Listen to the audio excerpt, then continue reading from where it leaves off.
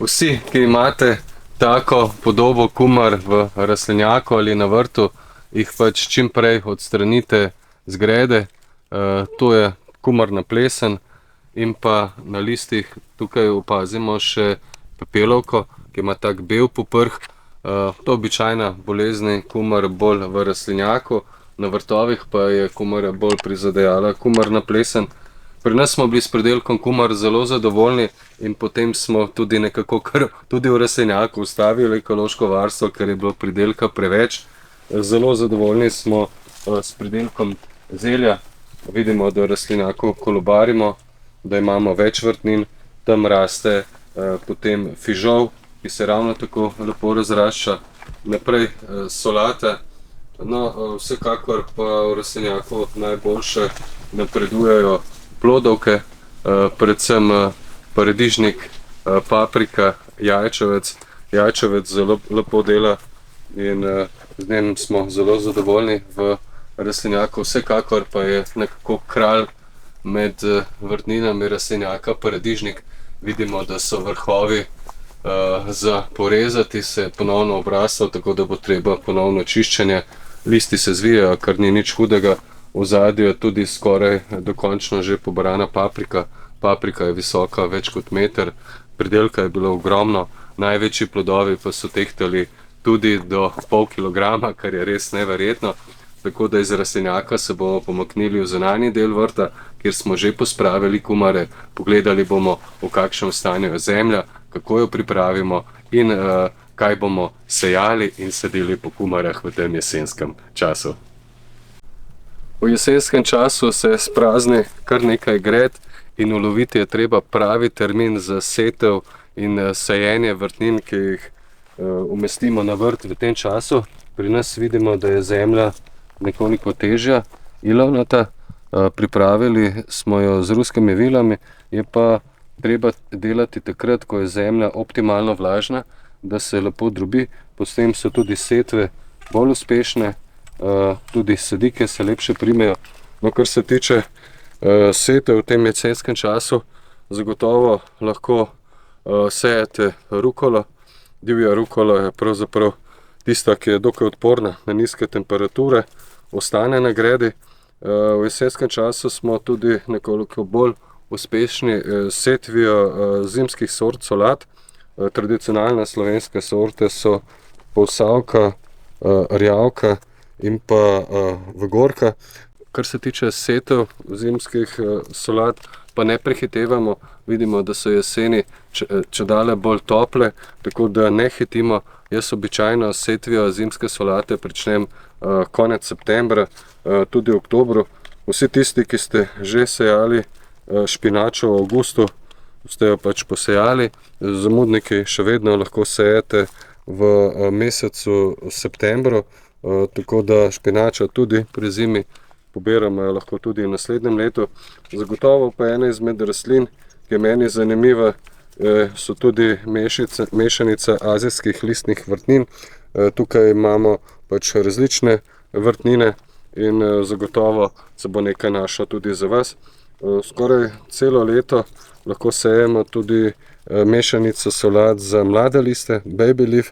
Zdaj tukaj nekatere rastline bodo odvisne od jeseni boljše kalile, rasle, druge mogoče nekoliko slabše, ampak vredno je poskusiti.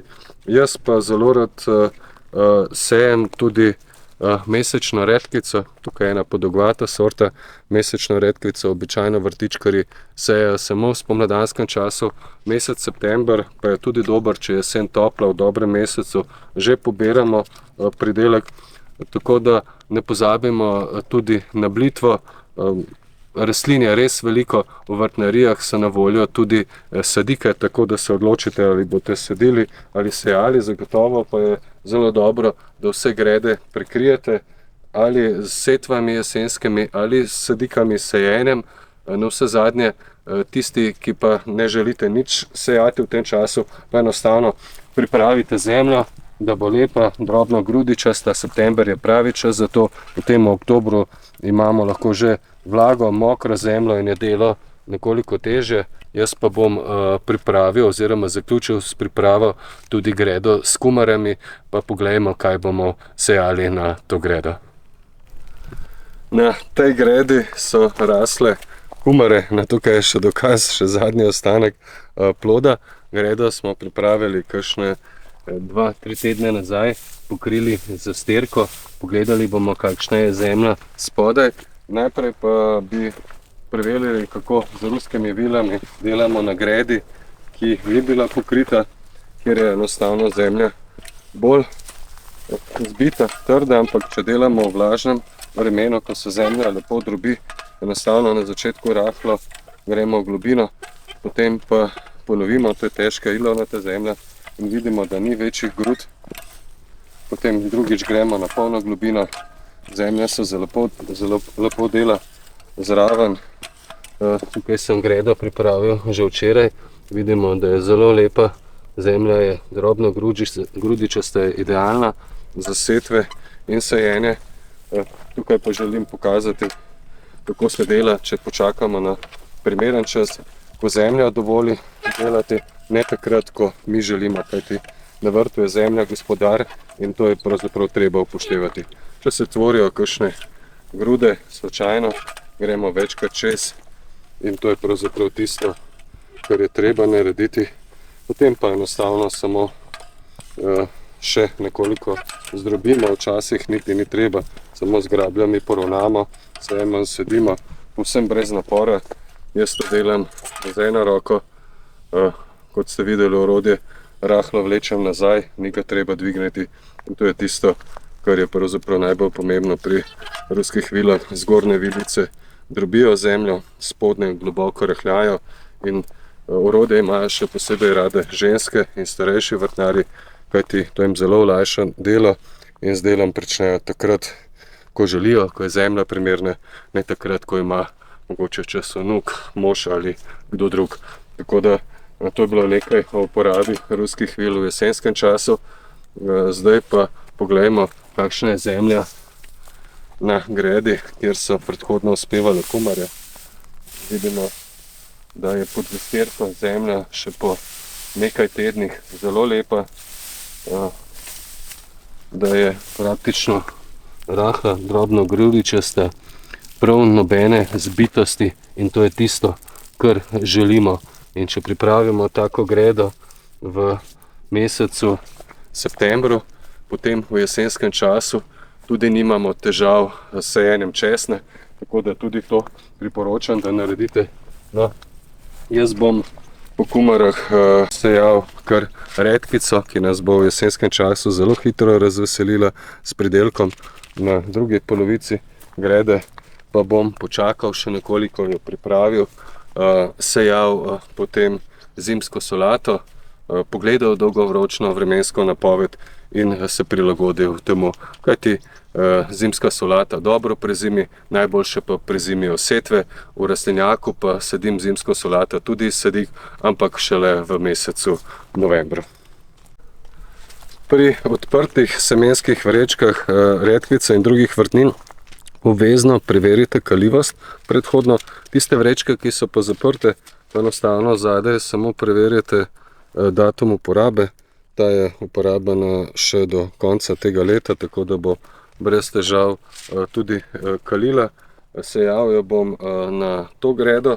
No, naj povem, vsi tisti, ki pa ne želite nič sejati oziroma saditi, pa tam nekje do sredine oktobra, lahko tudi do začetka novembra, sejete ozimna žita, pustite do pomladi, da zrastejo, zrasle bodo kar velike, potem pa vse skupaj poležete, lahko kar z desko potlačite in v vmesni prostor v spomladanskem času sadite paradižnik, bučke in ostale plodovke. Na ta način imate naravno zasterko kar iz ozimnih žit, lahko pa jih tudi vkopljate v tla, to pa tako, da pri ruskih vilah odstranite zgornje drobilne vilice, to pomeni te, tukaj se zelo lepo odvijačijo in potem ohranite samo ta spodnji del, zemljo obračate in na ta način v jesenskem času lahko vdelate tudi hlevski gnoj.